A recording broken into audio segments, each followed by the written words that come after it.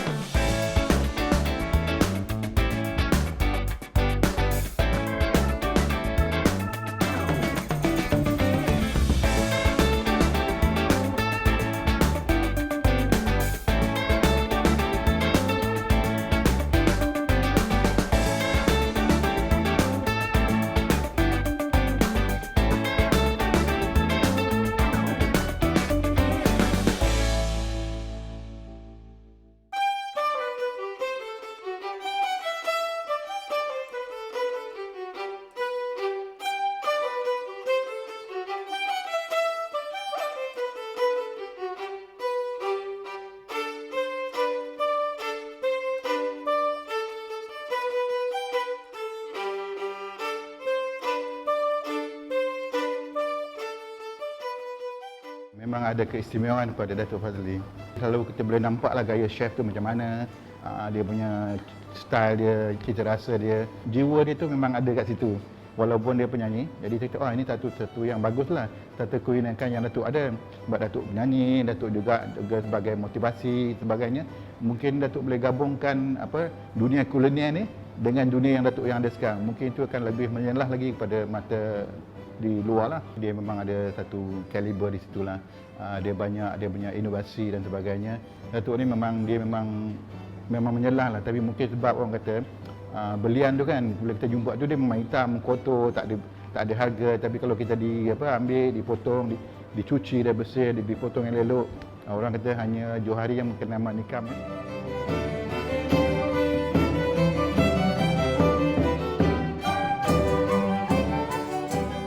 Memasak bukanlah hanya menambah gula dan garam di dalam periuk, di dalam kuali atau di dalam kek pan. Tapi juga gabungan pengalaman, impian, cita rasa dan inovasi.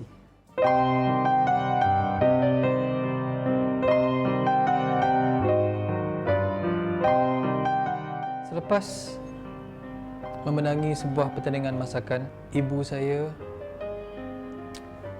mengungkapkan kata-kata ini. Tidak semua yang manis itu madu, tak semua yang pahit itu racun. Jadi itu menyedarkan saya bahawa dalam dunia masakan, dunia dapur, pendidikan dan pengalaman perlu seiring. Dan saya akhirnya terbang jauh. 3 tahun saya ulang-alik ke Le Cordon Bleu di Paris. Saya pergi ke Reims, belajar, membuat uji kaji, ulang-alik. Pengorbanan yang paling kita sukar buat adalah pengorbanan masa. Hilang waktu untuk rehat, hilang waktu bersama keluarga, hilang waktu untuk diri sendiri. Di kota Paris, ada beberapa individu penting yang memberi kekuatan kepada saya. 2 yang saya namakan adalah Madame Catherine. Beliau merupakan pengarah pelajar di Le Cordon Bleu Paris. Dan 2 lagi chef yang mengajar saya, Chef Terry dan Chef Nicolas. Kedua-dua chef ini memberikan semangat yang begitu kental kepada saya. Di saat coklat saya cair, di saat gula saya hangus, di saat kek saya bantat, kata mereka pada saya dalam bahasa Perancis yang begitu pekat, kuatkan semangat. Dan dalam keupayaan saya untuk cuba memahami bahasa mereka, saya tahu wajah mereka itu ingin melihat kejayaan saya. Akhirnya saya sedar gula, garam bukan hanya pencetus rasa, tapi gula dan garam juga menjadi madu atau racun dalam masakan.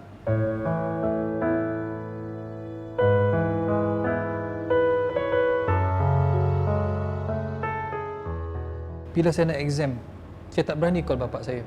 Saya call ibu saya. Bu, macam mana nak hafal semua resipi dalam bahasa Perancis? Tak sempat, Bu.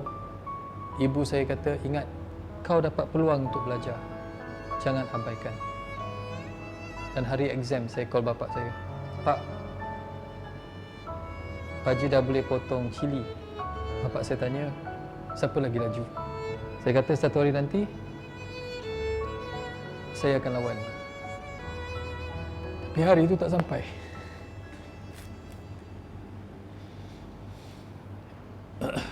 Hari saya memenangi anugerah pertama, saya bawa pisau, saya bawa cili.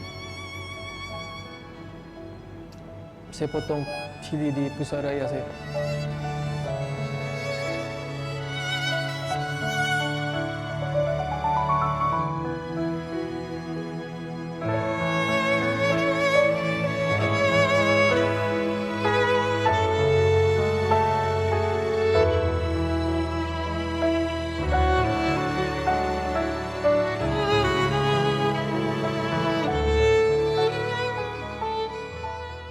Ketika saya di semester akhir, arwah ayah saya ditanya, kau balik nak buat apa, Pakcik?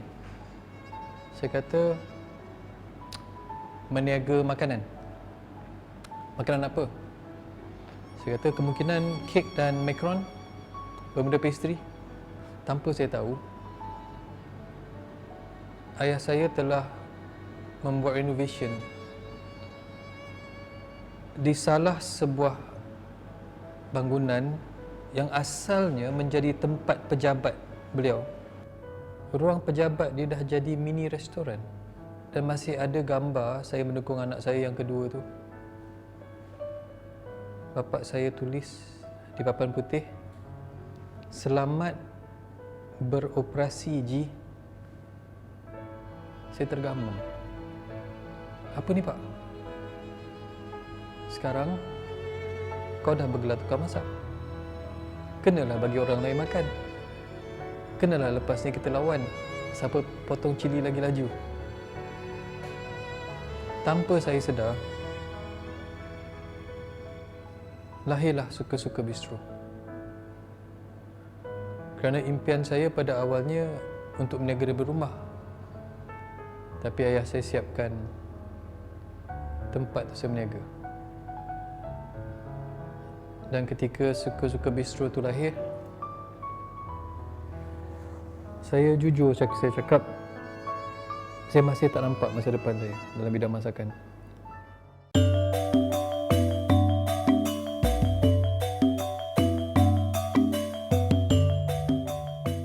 Dan akhirnya saya sedarlah, anak peniaga mi goreng daripada Lusta ini telah dilorongkan oleh Allah SWT untuk membuka sebuah restoran. Dan saya anak jati Negeri Sembilan. IC saya 05. Saya dilahirkan di Hospital Besar Seremban. Saya membesar di kampung. Membesar di Rembau, Kuala Sawah, Kampung Seger. Tiap-tiap hari makan cili padi. Tiap-tiap hari buat daging salai. Tiap-tiap hari makan rendang Minang, rendang Negeri Sembilan yang Wan saya buat. Tema restoran saya, Rembau to Paris. Bermaksud makanan Negeri Sembilan yang saya naik tarafkan dengan teknik-teknik yang saya belajar di Perancis. Bermakna makanan tempatan yang ada elemen-elemen teknik-teknik masakan antarabangsa supaya orang luar boleh appreciate masakan tempatan. Dengan gabungan hidangan tradisi dari Minang tu dan juga ni kombinasi dengan hidangan Perancis yang Datuk belajar di Paris dan sebagainya. Jadi saya nampak ni perjalanan Datuk Fadli ni bukan fusion. Dia adalah satu hidangan eklektik, iaitu gabungan cita rasa, berbagai cita rasa dalam satu hidangan dia. Contoh dia, saya biasa cuba hidangan pasta ya. Dia buat pasta memang macam carbonara punya style, tapi diolahkan bersama dengan daging bakar dan juga masak lemak cili padi dari Negeri Sembilan ya.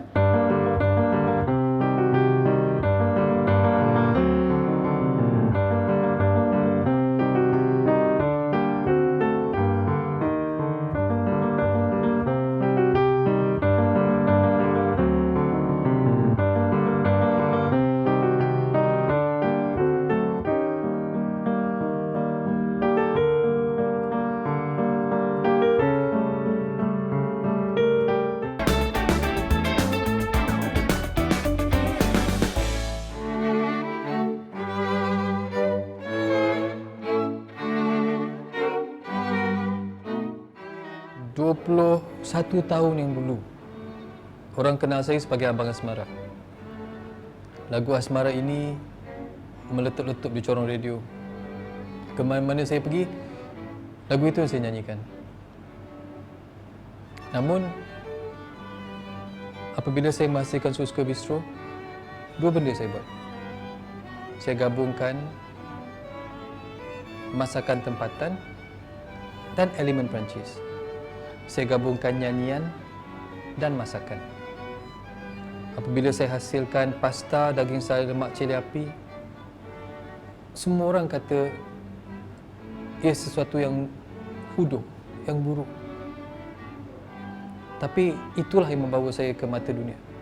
Saya menganggap muzik yang menjadi jiwa saya dan pastry dan dunia masakan sebagai cinta hati baru saya. Bila dikahwinkan, lahirlah Sweet Table, di mana puluhan jenis manisan tempatan dan juga Parisian, rembau tu Paris. Ini merupakan sesuatu yang saya hasilkan sebagai lambang signature saya di dalam dunia kulineri.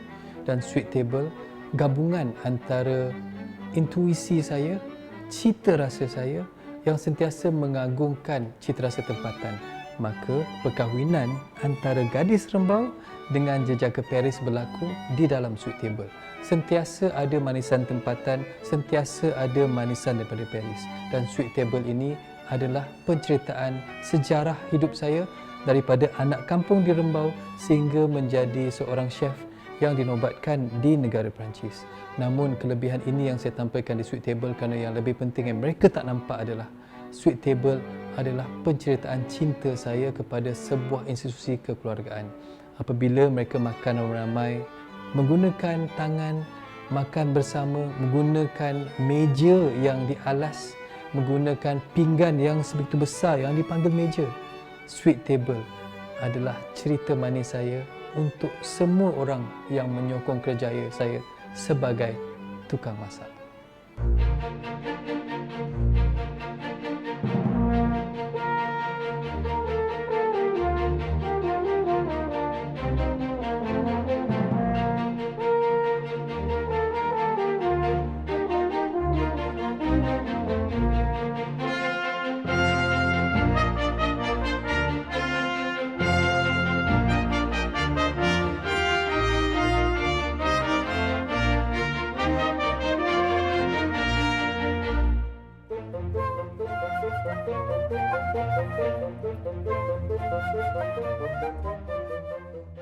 Ayah saya cakap, belajar susah, kerja susah, dan itu akan membantu membina karakter dan personaliti seseorang.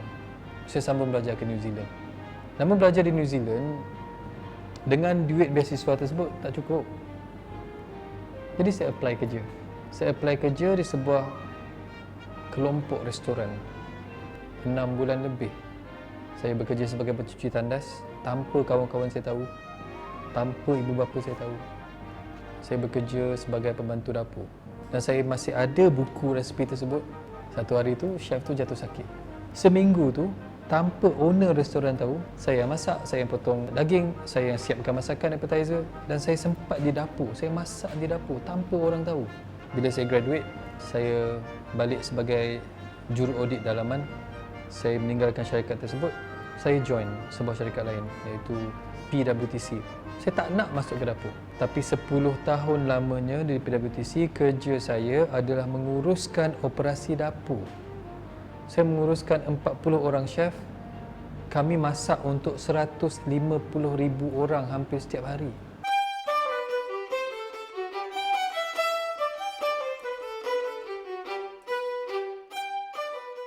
Pelbagai tanggungjawab yang saya galas. Antaranya mengendalikan restoran di Singapura iaitu Mamanda dan Race Bistro, dan akhirnya mengendalikan sebuah hotel bertaraf 5 bintang di Kuala Lumpur di sebelah KLCC iaitu Four Seasons Kuala Lumpur untuk melaksanakan training untuk staf hotel sehingga lahirnya juara berbuka puasa. Saya rasa itu merupakan satu tanggungjawab yang sangat besar kerana minat saya adalah menaik tarafkan masakan tempatan Melayu ke mata dunia. Dan dengan kepercayaan yang diberikan, akhirnya kami disenaraikan sebagai buffet Ramadan yang terbaik di Asia. Resepi saya, bakat saya, kelebihan saya diberi kepercayaan, kreativiti saya dinaik taraf, inovasi saya dipercayai. Di situ saya rasa peluang untuk saya terus memartabatkan masakan tempatan.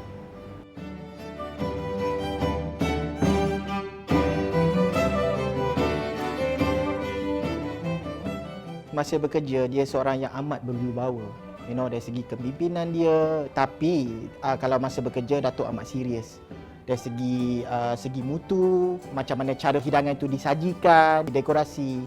So, boleh dikatakan chef-chef kami di sini banyak juga belajar pada Datuk. Bukan hanya dari segi cantik dipandang, sedap dirasa. Tapi Datuk akan olahkan, akan tambah sampai dia menjadi sesuatu yang unik. Dan Datuk adalah seorang yang amat kreatif.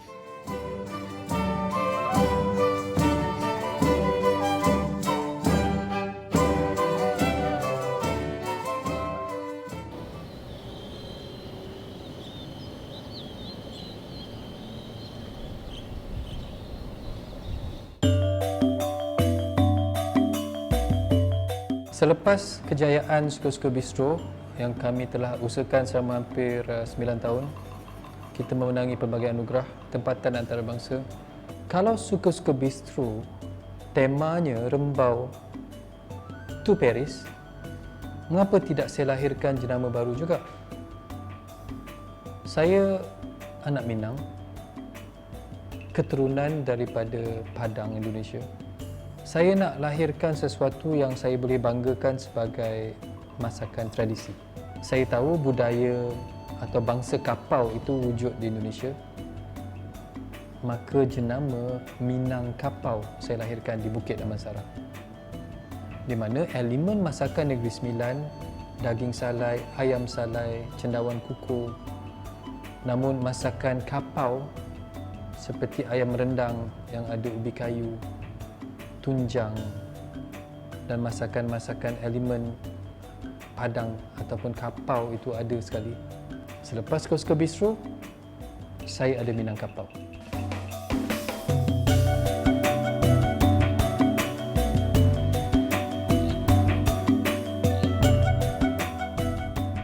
Semua orang nak diet, tapi ramai orang tak nak exercise. Saya kata tak apa, ada caranya.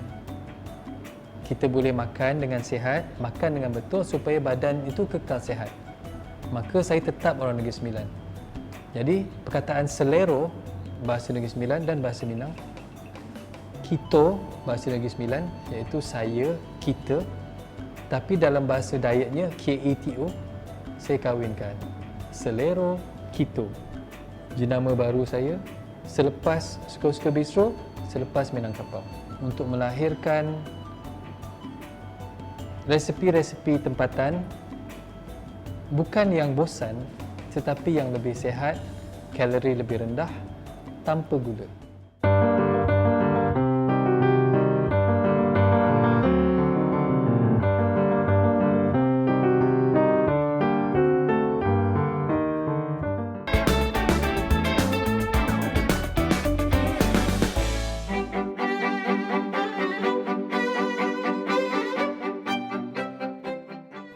Sepanjang saya bergelar sebagai tukang masak, saya dah bergerak ke merata tempat di pelbagai jenis negara. Mengajar, belajar, promosi, melakukan pendidikan. Namun, saya dibesarkan dengan daging salai, itik salai, ikan keli salai, masak lemak cili api. Jadi bila saya bergelar seorang tukang masak, seorang chef, saya rasa saya perlu mengekalkan tradisi masakan Negeri Sembilan. Daging salai lemak cili api, itu yang saya bawa ke mata dunia.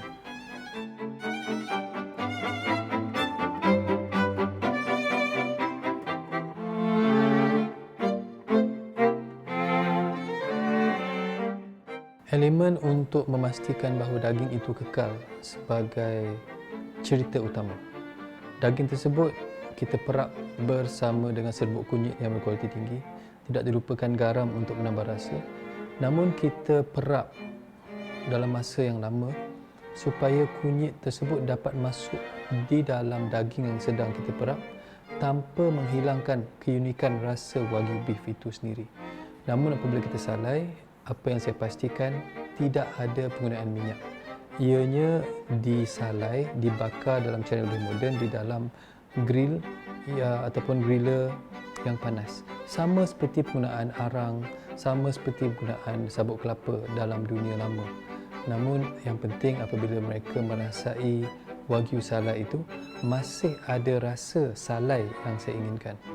Dan setiap hirisan yang saya buat, ketebalannya, rasanya, dan kemudian kita bakar sedikit sebelum dihidang, di situlah elemen daging salai yang akhirnya dapat membawa segala deri rasa kita dalam mulut dicambahkan di dalam memori, di dalam resepi, di dalam rasa daging salai, di dalam warna bunga telang, di dalam keenakan pucuk pegaga.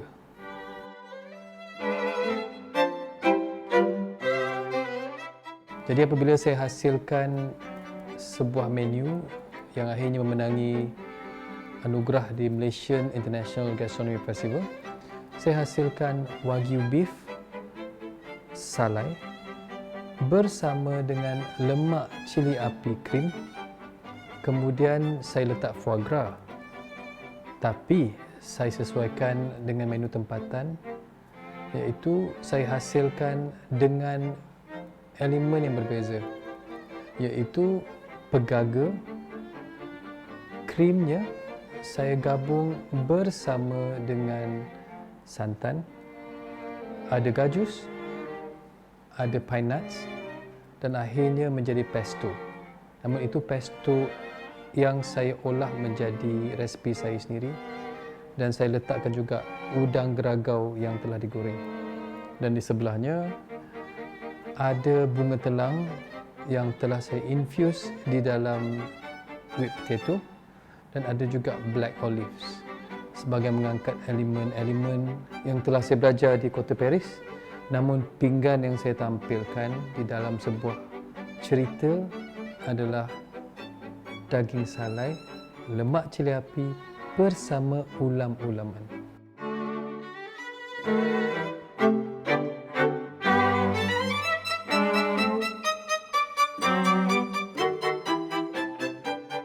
Penghasilan sos, penghasilan puree, penghasilan ganache, penghasilan krim memerlukan elemen krim, mentega dan juga herba serta rasa tambahan.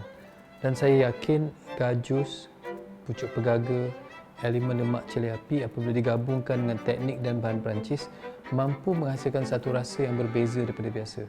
Dan kita tahu bahawa sejarah kulineri bermula dari Paris.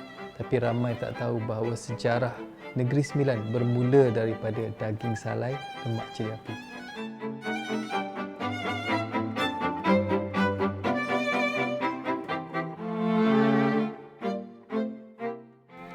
Hidangan kemenangan ini yang saya tampilkan dari sebuah pinggan adalah sesuatu memori dan nostalgia.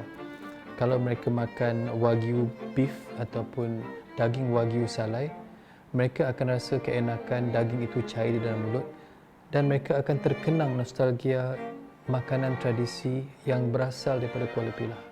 Namun apabila disatukan dengan krim lemak cili api, bukan kuah lemak cili api, tapi ada elemen Perancis di situ, krimnya. Mereka akan rasa keenakan lemak krim, mentega di situ. Namun mereka akan kembali mengenang bagaimana enaknya rasa campuran antara kunyit, antara bawang, antara cili padi dan elemen kelapa ataupun santan tetap ada di situ.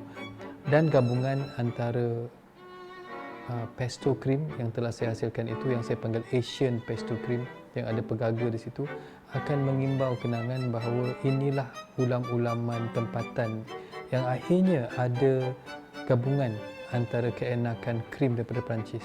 Namun sudah tentu kita tak boleh abaikan bunga telang tidak ada rasa, namun bunga telang ada warna yang terhasil secara sendiri apabila kita bijak mengolahkan di dalam makanan kita.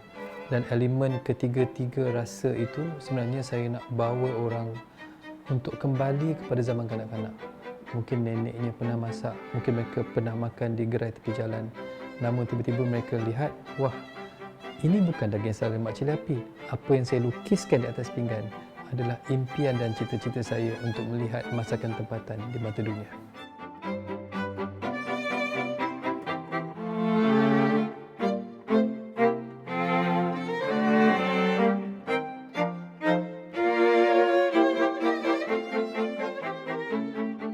Apa yang saya garap, kita makan dengan mata. Kerana apabila kita melihat keindahan di dalam sebuah pinggan, kita akan dirangsang dengan keinginan untuk merasa. Keinginan untuk merasa hanya akan hadir kalau ada aroma yang menarik. Maka di dalam pinggan tersebut yang telah saya hasilkan, warna, apa yang saya lukiskan dalam pinggan adalah impian orang untuk makan, dan aroma yang keluar adalah nostalgia. Dan apabila kita potong, kita hiris, kita gabungkan ketiga-tiga warna, ketiga-tiga rasa, dan apabila ia dimasukkan ke dalam mulut, sepatutnya yang timbul adalah kebahagiaan. Jadi warna, aroma, rasa, itulah kebahagiaan Fazli Yaakob di dalam dunia kulineri.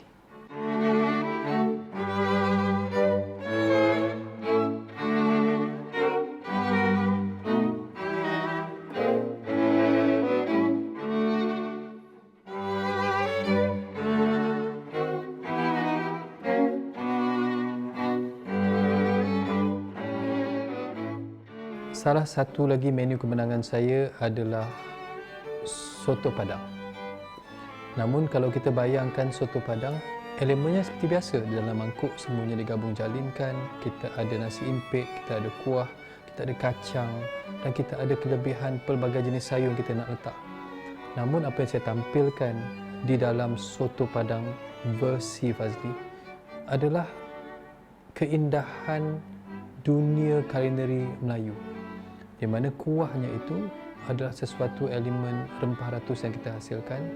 Nasi impit yang saya bakar menunjukkan bahawa ianya merupakan satu proses menghasilkan aroma yang berbeza apabila beras itu kita bakar. Namun ada kejutan di situ, kerana saya menghasilkan elemen dan rasa citrus, di mana limau itu kita potong dua, kita letakkan sedikit gula perang dan kita bakar pula, kita caramelizekan gula perang tersebut untuk elemen kejutan di dalam lidah kita. Namun saya kembalikan semula ingatan mereka bahawa ini adalah dunia baru. Maka saya tampilkan duck breast ataupun dada itik yang telah disalai. Dan itu elemen Fazli Yaakob. Kalau boleh saya salai untuk mengeluarkan rasa dan aroma berbeza. Namun apabila kita naikkan dari rasa dengan dada itik yang disalai, ada pula caramelized orange di bawahnya. Saya cuba mengembalikan kegemilangan Negeri Sembilan. Pasti ada rendang Minang di situ. Dan apabila ada rendang Minang, ada soto, ada orange, itulah yang saya sering nyatakan bahawa ini dunia Fazli Yaakob yang membawa pengalaman daripada Paris untuk dinaik tarafkan dengan elemen-elemen masakan Melayu.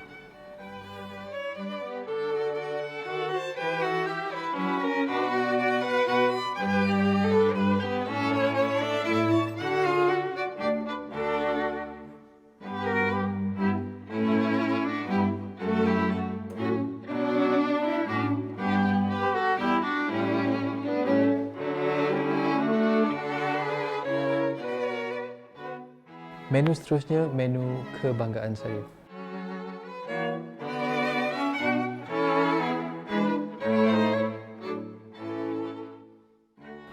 Untuk menghasilkan macarons bukan mudah, tetapi yang lebih sukar adalah melahirkan rasa macarons yang berbeza. Macarons kuning ini dipanggil macarons kunyit cili padi. Dan ini menjadi menu pilihan para juri di dalam pertandingan Malaysian International Gastronomy Festival. Namun elemen kejutan yang saya letakkan di sini adalah kita ada pulled beef rendang, kita ada sweet basil dan kita ada cocktail avocado, kita ada juga sun-dried tomato. Namun orang tak sangka di sebalik semua ini ada kecintaan saya, iaitu sambal hijau.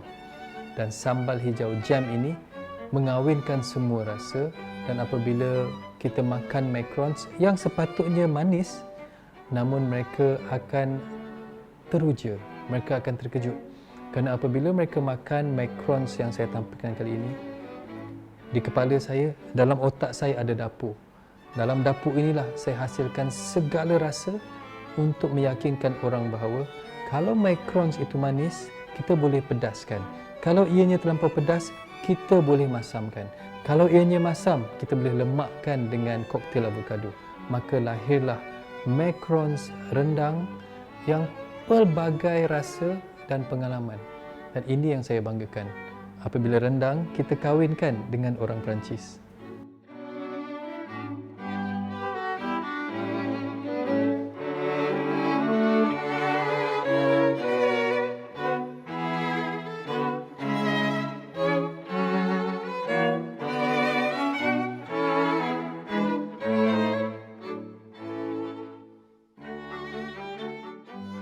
Menu seterusnya, menu yang sangat mudah. Saya dibesarkan dengan puteri mandi. Saya bantu nenek saya bantu ibu saya. Dan saya bangga sangat puteri mandi versi Negeri Sembilan. Di mana ianya merupakan satu juadah manisan yang sangat ringkas. Dan puteri mandi jugalah yang membantu saya untuk memenangi anugerah World Gourmand Cookbook Award dengan buku resipi baru saya. Namun puteri mandi yang saya tampilkan kali ini, yang penting adalah platingnya berbeza. Ada satu kaki daun pisang yang saya gulung, ada elemen gula melaka, ada elemen kelapa parut, namun presentationnya berbeza kerana yang mereka tak sedar bahawa di situlah saya lampirkan puteri mandi yang terbang jauh, yang berlayar jauh, yang mengembara jauh ke Paris. The Princess Bath. Itu yang saya tampilkan di dalam pinggan penuh dengan penceritaan, penuh dengan mendambakan keunikan puteri mandi itu sendiri.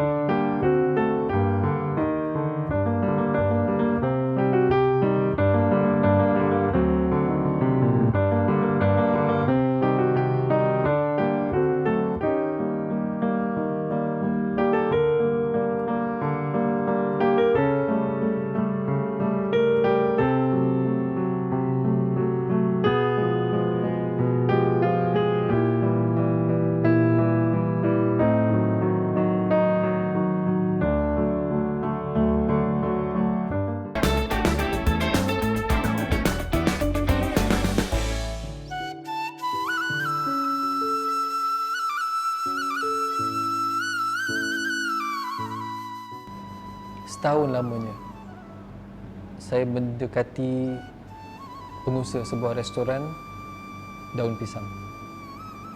Lahirlah idea untuk menjadi pemilik bersama Balas Banana Leaf di Bangsa. Apabila saya tahu bahawa pengetahuan makanan India saya tidak cukup, saya terbang ke Chennai. 16 orang guru, chef-chef hebat yang mengajar saya tentang resepi-resepi makanan India.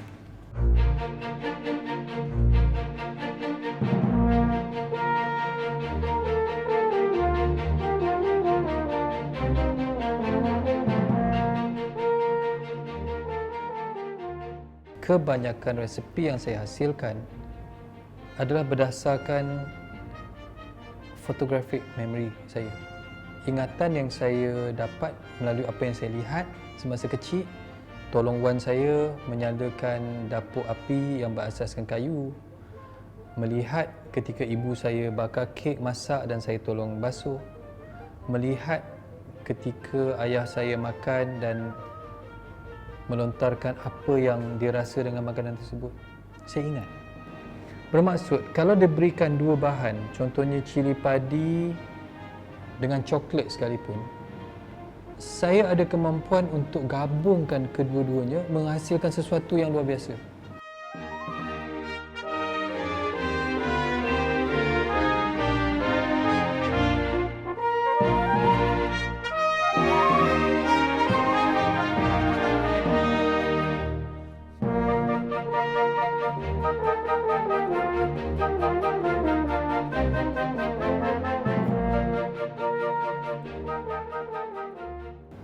Apabila saya dapat tawaran menjadi seorang penulis buku resepi, dia kata, Fazli, lahirkan buku resepi ini. Jadi dengan konteks buku resepi itu, tajuknya My Sucre Story bermaksud cerita manis saya. Sucre dalam bahasa Perancis bermaksud gula. Dalam buku tersebut cerita bagaimana saya mula masak masakan kampung, saya memenangi pertandingan masak tersebut sampailah saya graduate. Dan Le Cordon Bleu Paris menghantar buku saya untuk ke pertandingan World Gourmand Cookbook Awards mewakili Malaysia, memenangi tempat pertama. Dan pada ketika itu saya sedarlah bahawa saya tak boleh mempersia-siakan photographic memory yang ada, kerana itulah punca rezeki saya. Dan kemudian apabila saya lahirkan restoran Mamanda dan Suka-Suka Bistro, sekali lagi kami memenangi hampir 25 anugerah di Malaysian International Gastronomy Festival, dan saya naik ke pentas bersama lagi 3 orang chef sebagai penerima anugerah Golden Chef Award yang telah membantu saya untuk melahirkan resipi-resipi yang membawa saya ke mata masyarakat.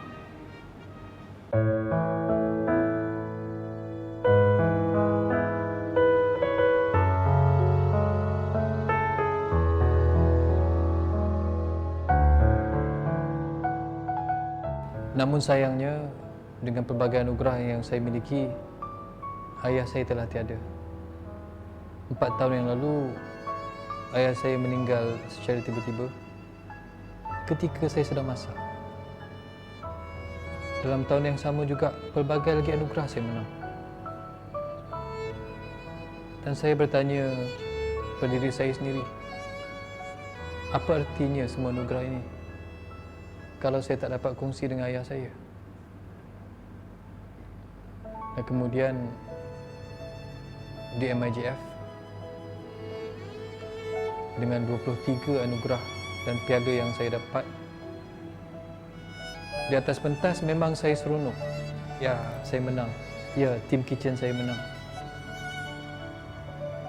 Namun yang saya nampak, yang saya rindu adalah ayah saya. Hari saya memenangi anugerah tersebut, saya bawa ke semua anugerah piala-piala yang berat itu di tangan saya pukul 12.30 malam ketika saya susun piala-piala kemenangan saya di Pusara Arwah. Saya bisikkan di Pusara Arwah,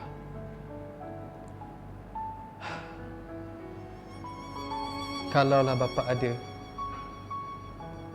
untuk melihat kemenangan saya, kan best.